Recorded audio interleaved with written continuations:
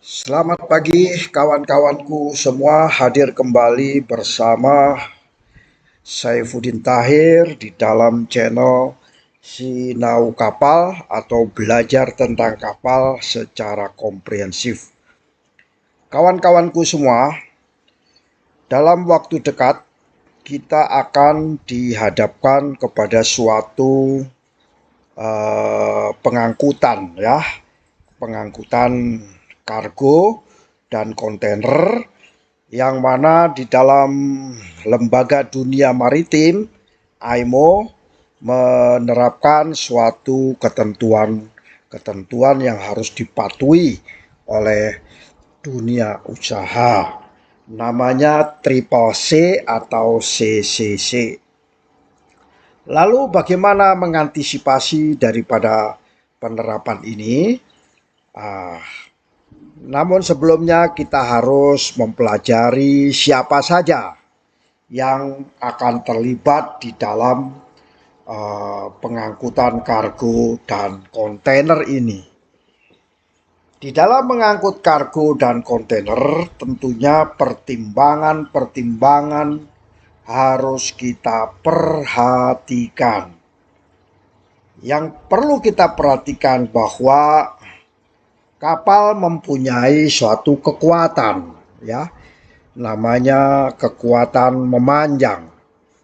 Tentunya beban yang akan menekan sepanjang kapal itu bisa saja berbeda, bisa saja merata, bisa saja menumpu pada titik tertentu, atau distribusinya tidak merata, sehingga kita perlu untuk membahas atau mempertimbangkan bahwa penyebaran atau distribusi daripada muatan yang ada di dalam kontainer ini dengan sebaik-baiknya agar tidak terjadi accident di mana kapal mengalami patah, cracking di bagian midship section.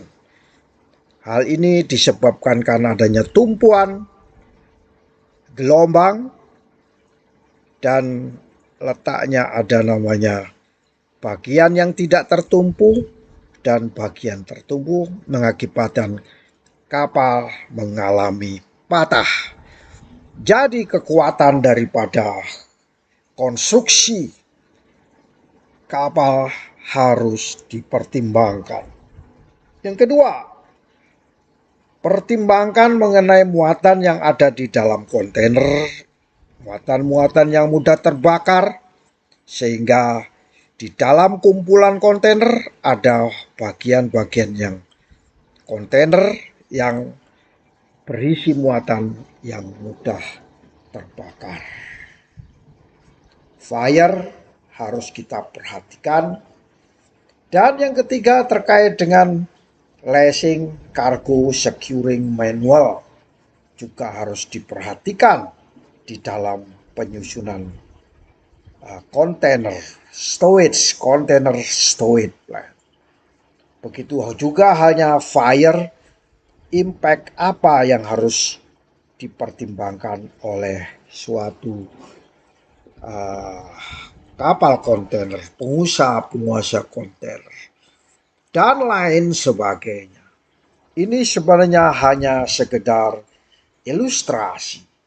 Di sini semua akan diterapkan suatu code namanya Triple C code, atau Triple C artinya Carrier of Cargoes and Container.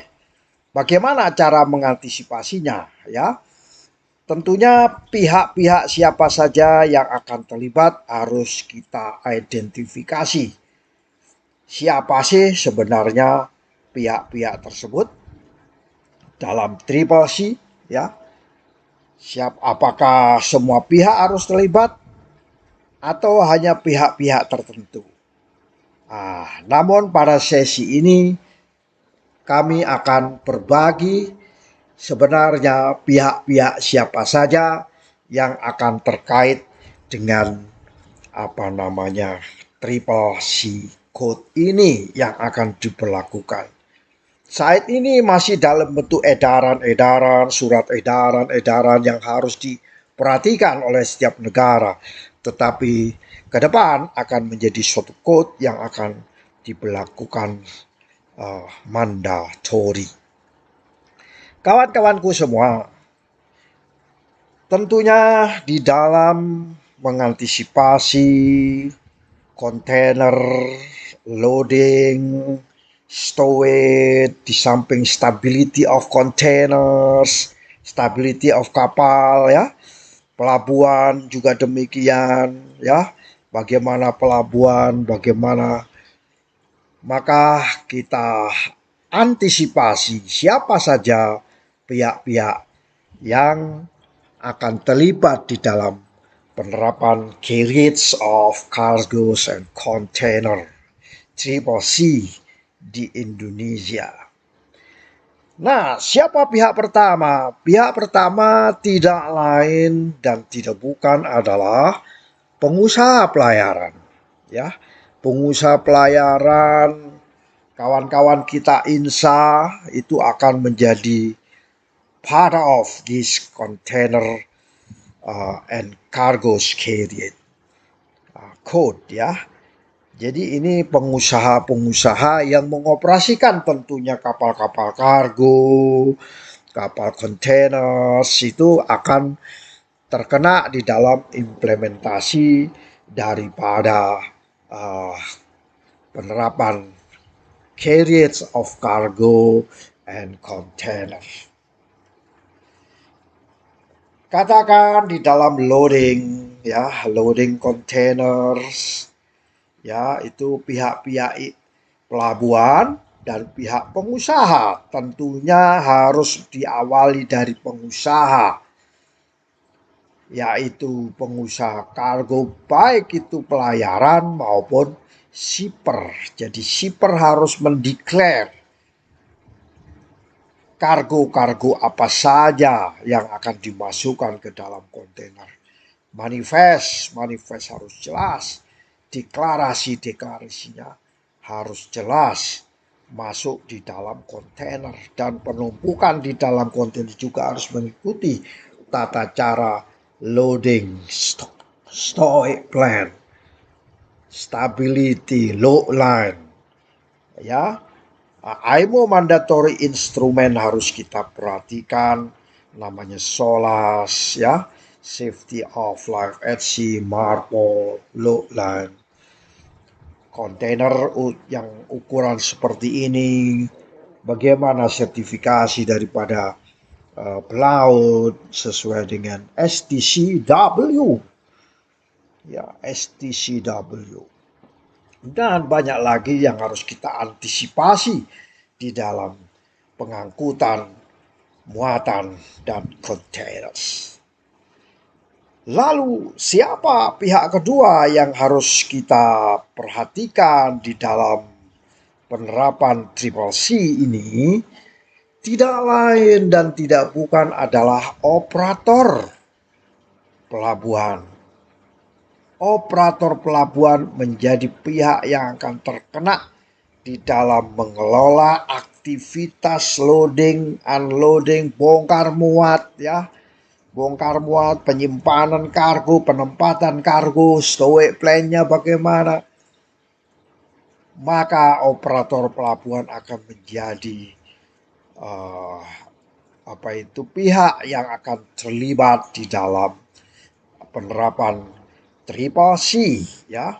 Jangan sampai terjadi kita memuat kargo, shipper tidak declare, kemudian dimasukkan ke dalam kontainer dan terjadi ledakan ya, kontainer kargosnya terjadi ledakan sehingga mengakibatkan kebakaran di dalam muatan kontainer, dan ini tidak kita harapkan akan terjadi karena kita sudah mengantisipasi daripada pemuatan cargo and containers.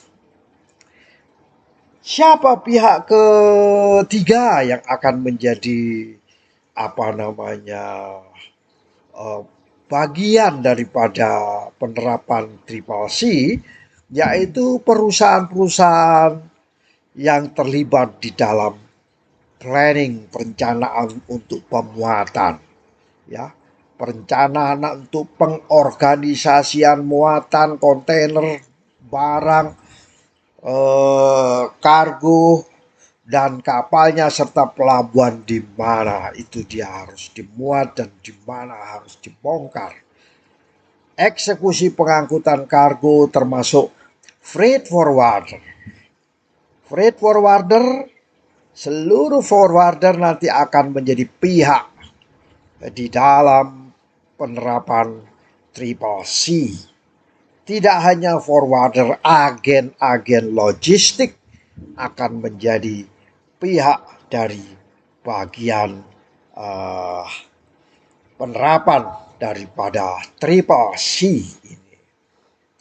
Nah, lalu pihak yang keempat yang akan mengantisipasi daripada penerapan Carrier of Cargo and Container Triple C ini adalah regulator.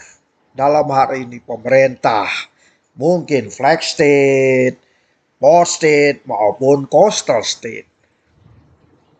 Pihak-pihak inilah disebut lembaga pemerintah yang bertugas nanti akan mengatur dan mengawasi sektor pelayaran dan sektor logistik. Jadi kita harus bisa mengantisipasi kawan-kawanku semua terkait dengan penerapan, ya, penerapan Triple C, pengangkutan kargo dan apa namanya kontainer, ya, terutama tidak jauh-jauh untuk kapal-kapal kita yang berbendera Indonesia. Tidak kita harapkan terjadi suatu accident di mana kapal terjadi kebakaran. Kita mintanya safety, everything would be safety katanya. Jadi pengusaha-pengusaha kapal, pelayaran maupun shipper harus menjadi perhatian mengantisipasi adanya penerapan Triple C di Indonesia. Semoga Indonesia akan bisa menerapkan Triple C ini dengan baik, menerapkan 10 mandatory instrumen yang diwajibkan oleh IMO, ya, dan Indonesia menjadi negara yang memegang safety terbaik di dunia. Lalu siapa-siapa yang akan menjadi pihak di dalam penerapan Triple C sudah kita antisipasi tadi.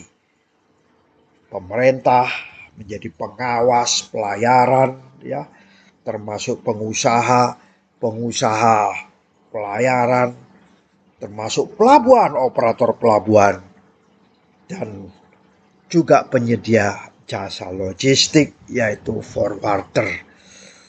Kawan-kawan itu semua, demikianlah sharing singkat terkait dengan Triple C.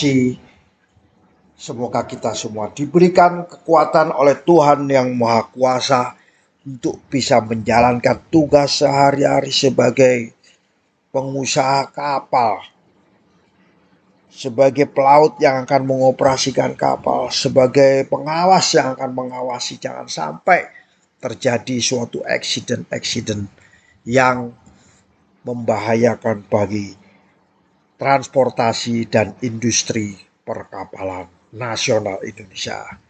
Demikian, semoga bermanfaat bagi kita semua. Sukses bagi kita semua.